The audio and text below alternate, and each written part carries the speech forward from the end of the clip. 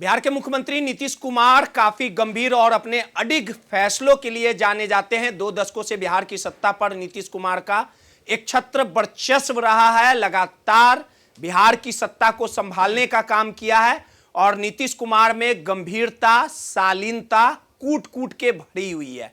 लगातार 2025 के चुनावी जंग में, चुनावी दंगल में नीतीश कुमार फिर से धमाकेदार जीत हासिल किए, 10वीं बार बिहार के मुख्यमंत्री बने और प्रचंड जीत हासिल करने के बाद लेकिन हालिया दिनों में बिहार के मुख्यमंत्री नीतीश कुमार के जो कारनामे हैं, जिसके वजह से नीतीश कुमार अब लगातार सुर्खियों में बने रहते हैं। सदन में कई ऐसी घटनाएं, बुर्का खींचने का मामला, ये तमाम मामले ये चीख चीख कर गवाही देते हैं कि नीतीश कुमार उम्र के उस पड़ाव पे पहुंच चुके हैं जहां पे इस तरह की घटनाएं हो रही है। और इस पूरे घटनाक्रम को लेकर विपक्ष लगातार नीतीश कुमार को घेरने का काम करता है। और कल बजट सत्र के दौरान जो बजट सत्र चल रहा है बिहार विधान परिषद के सदन में जो वाकया हुआ, यानी बिहार के मुख्यमंत्री नीतीश कुमार और बिहार के पूर्व मुख्यमंत्री राबड़ी देवी नेता विरोधी दल पर अभी विराजमान है।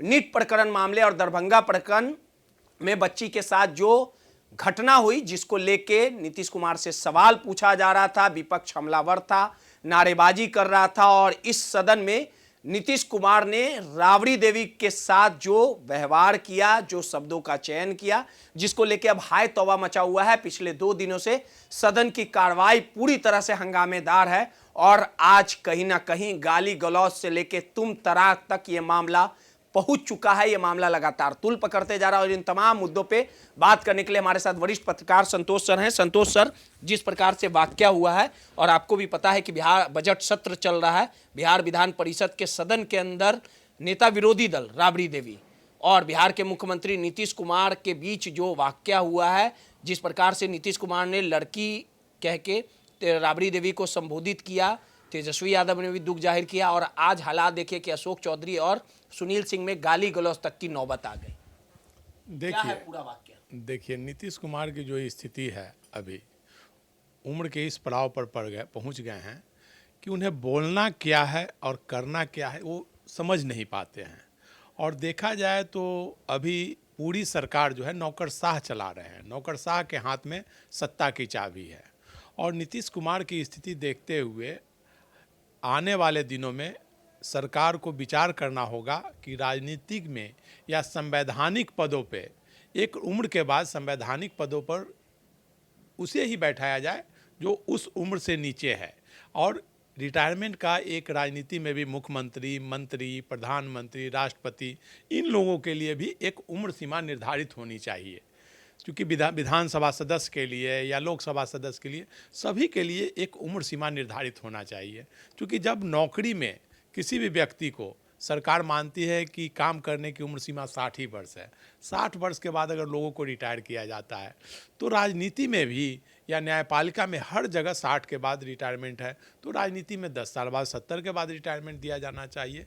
नहीं तो आने वाले समय में यही स्थिति होगी कि जनता के बल पर कोई भी मुख्यमंत्री, प्रधानमंत्री या संवैधानिक पद पर कोई भी व्यक्ति बैठ जाएगा, लेकिन सत्ता की चाबी दूसरे के हाथ में रहेगी। नीतीश कुमार जी का पिछले 2 वर्षों से देखा जाए तो उनकी एक्टिविटी इसी तरह से रह रही है। वो करना कुछ चाहते हैं, कहना कुछ चाहते हैं और कर कुछ जाते हैं। मतलब एक बीमारी है, उसे डिमेंशिया कहा जाता है, इसके बारे में लोग चर्चा कर रहे हैं। उसमें होता है कि व्यक्ति उम्र के जब 70 के आसपास होता है या 65, 70, 80 के बीच में व्यक्ति कभी कभी बोलना कुछ चाहता है, बोल कुछ जाता है, मेमोरी लॉस हो जाता है, शॉर्ट टाइम मेमोरी लॉस। तो ऐसी स्थिति में व्यक्ति जो है वो किसी को न पहचान पाता है, न बोल पाता है, बोलना कुछ है, बोल कुछ जाता है।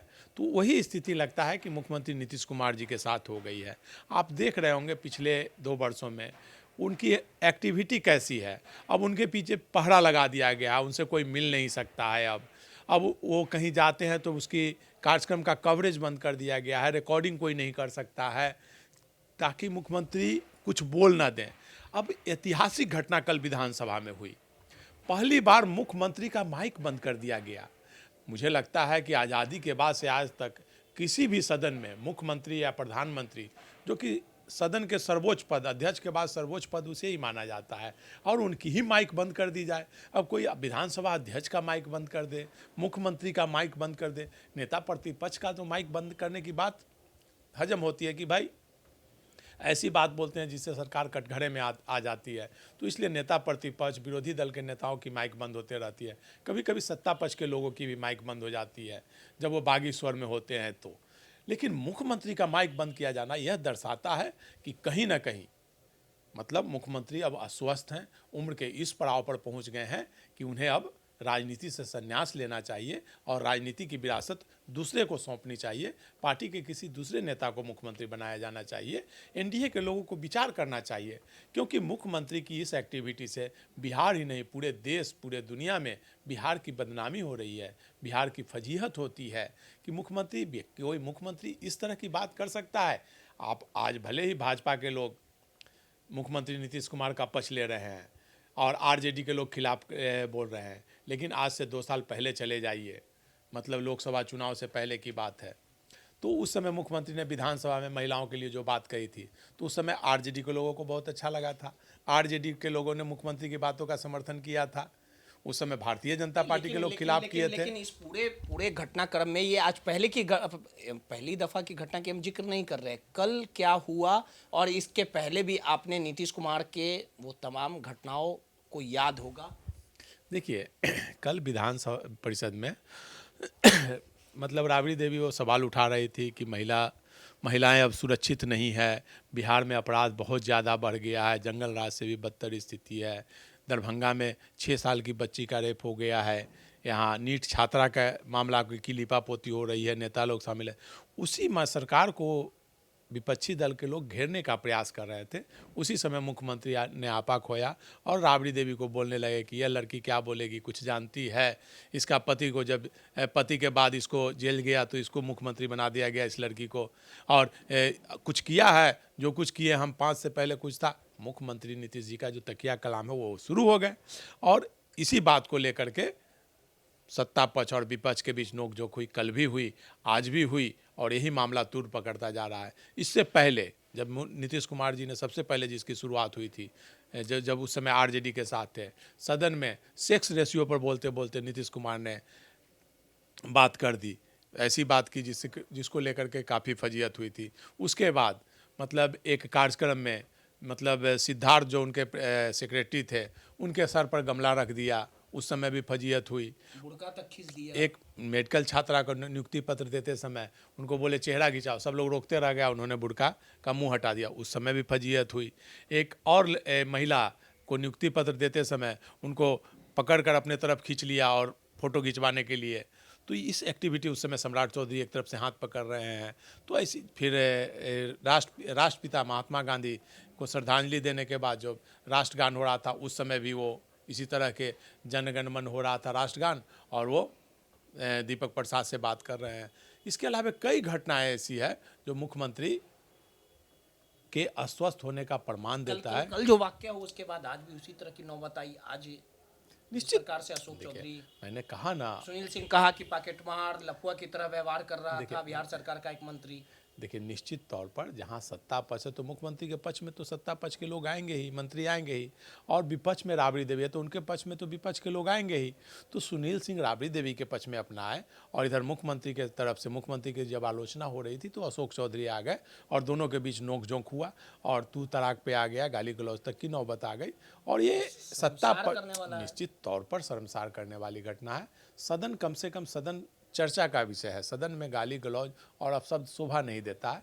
इसमें सत्ता पक्ष को भी और विपक्ष को भी मिल बैठकर विचार करना चाहिए कि ऐसी नौबत नहीं आए कि कभी मारपीट की नौबत आए, गाली गलौज के बाद मारपीट की नौबत आ जाती है, तो ऐसी नौबत नहीं आनी चाहिए। इस पर सत्ता पक्ष और विपक्ष को मिलकर विचार विमर्श करना चाहिए, चाहे मुख्यमंत्री हो या उप मुख्यमंत्री हो या कोई भी मंत्री हो, सबको बातों की मर्यादा रखनी चाहिए, मर्यादा में संयम रखना चाहिए, बात को नाप तोल कर बोलना चाहिए। कोई भी ऐसी बात नहीं कहनी चाहिए जिससे पार्टी की, राज्य की और सदन की फजीहत हो। और व्यक्ति मुख्यमंत्री नीतीश कुमार जैसा व्यक्ति की फजीहत आज हो रही है, उनके मतलब उम्र के कारण ही ना, जो बोलना कुछ चाहते हैं बोल कुछ देते हैं, तो उम्र के इस पड़ाव पर पहुंच गए हैं जिसके कारण फजीहत हो रही है। और इस पर सभी लोगों को मिल बैठकर विचार करना चाहिए कि ऐसी नौबत भविष्य में नहीं आए। अब आरजेडी के लोग हैं, नीतीश कुमार के प्रति हमलावर हो गए, आज लोफर बुढ़ा इस टाइप का सोशल मीडिया पर अब आ रहा है। राष्ट्रीय जनता दल ने ट्वीट किया है कि एक बुढ़ा लोफर जो संवैधानिक पद पर बैठा है, पूर्व मुख्यमंत्री के बारे में अपशब्द ऐसी बातें करता है। तो इन चीज़ों से भाई सत्ता पक्ष ने गलती की। मुख्यमंत्री नीतीश कुमार के जुबान से अगर फिसली है, उनके जुबान से कुछ निकला है, अपशब्द निकला है, तो उसके लिए उन्हें मतलब विपक्ष को भी वही रवैया नहीं अपनाना चाहिए। विपक्ष को अपनी मर्यादा में रखकर बात रखनी चाहिए और सत्ता पक्ष को भी मर्यादा में रखकर अपनी बात रखनी चाहिए। नहीं तो सत्ता पक्ष और विपक्ष में आने वाले समय में सदन के अंदर मारपीट की नौबत आ सकती है। चलिए, सीधे तौर पे जिस गंभीरता और शालीनता के लिए बिहार के मुख्यमंत्री जाने जाते थे, लेकिन हालिया दिनों में हुए घटनाएं कहीं ना कहीं नीतीश कुमार के कार्यशैली पर सवाल खड़ा करता है। अब इस पूरे मामले को लेके कहीं ना कहीं विपक्ष लगातार नीतीश कुमार को घेर रहा है। भले ही सत्ता पक्ष के मंत्री हों या तमाम विधान पार्षद हो, वो नीतीश कुमार का बचाव कर रहे हों, लेकिन इस तरह की घटनाएं बिहार की कहीं ना कहीं किरकिरी करा रही है। सहयोगी राहुल के साथ रोहित, माईपीडीएस समाचार, पटना।